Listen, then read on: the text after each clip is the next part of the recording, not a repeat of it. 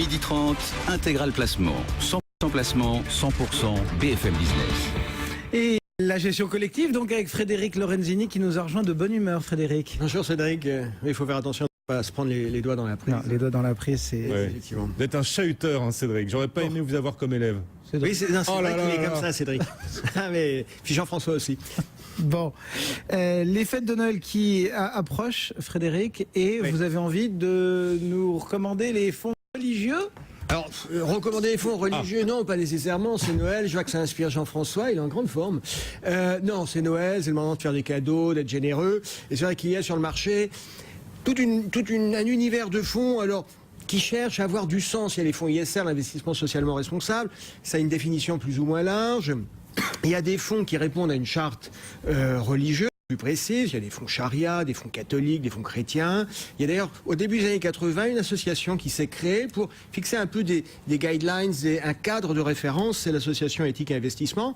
Il y a des fonds d'exclusion qui disent, moi, je n'investis pas dans un secteur comme l'armement ou le tabac. Puis, il y a des fonds de partage qui disent, nous, on investit normalement, notre métier, c'est d'investir. Et puis, les dividendes, il y en a une partie qui reviendront à vous, investisseurs, puis une partie qui seront redonnées à des associations caritatives. Donc, il y a quand même sur le marché français une offre assez diversifiée si on veut faire de l'investissement qui a, comme on dit, du sens. Vous nous avez parlé d'éthique et investissement. Quels sont c'est quoi les principes? Quels sont les principes de cette association? Alors, cette association essaye, comme on dit, de mettre du sens, de voir sur les entreprises cotées, quelle est l'utilité sociale de l'entreprise. C'est-à-dire, au-delà de gagner de l'argent, est-ce que ce que produit l'entreprise, que ce soit un service ou un bien de consommation, a du sens? Elle regarde la dimension humaine, s'il y a co-développement à l'international. Donc, c'est clairement, là, on est clairement dans de l'appréciation non financière des entreprises cotées. Voilà donc pour cette association qui peut vous aider à vous guider. repérer un peu.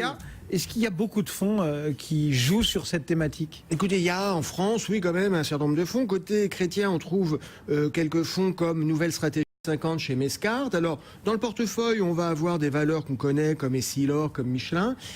Et puis, on aura la notation faite par une agence de notation qui commence à être bien connue en France, qui est Vigéo, dans le domaine obligataire. Donc ça, c'est dans le domaine action. Dirigé par Nicole Notat. Absolument. Dans le domaine obligataire, un fonds qui s'appelle Épargne Éthique Obligation chez Ecofi, qui est labellisé ISR, alors là, chez Novetic.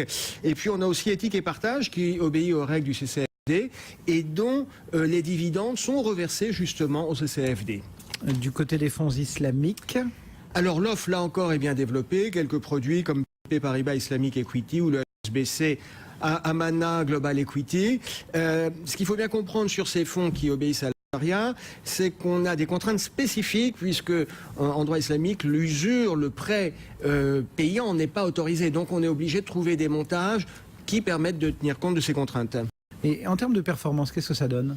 Alors en termes de performance, c'est un petit peu la question qui revient toujours. Certains disent, comme c'est investi dans des sociétés qui sont ISR, qui sont mieux gérées, sans doute qu'elles sont plus rentables. D'autres, à l'inverse, disent, oui, mais du coup, on se prive de certaines sociétés, donc fatalement, c'est moins rentable. La réalité, quand on regarde les statistiques, c'est que c'est ni mieux ni moins bien que les fonds équivalents. Bon, un fonds religieux, Jean-François Filiatre, vous avez envie d'en offrir un à vos enfants pour Noël? Non, mais je vais rebondir sur pied du sapin. Je vais rebondir sur son indice sur les perfs. Là encore, la vraie comparaison, ça serait de comparer un secteur identique, des boîtes ISR avec des boîtes non ISR. Ouais. Quand on regarde, on se rappelle tous que le développement de l'ISR s'est fait avec l'indice Domini qui existait aux États-Unis, qui était un indice qui affichait une très large performance. Pourquoi? Parce que c'était principalement des entreprises de services et non pas des entreprises industrielles. Et on était dans un environnement de marché où le service était favorable.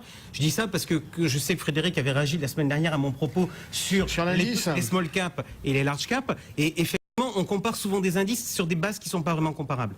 Oui, non. N'empêche que depuis le temps que vous bidouillez dans la gestion collective, Frédéric, je vous ai toujours entendu dire il ne faut pas s'intéresser aux fonds qui répondent à des phénomènes de mode.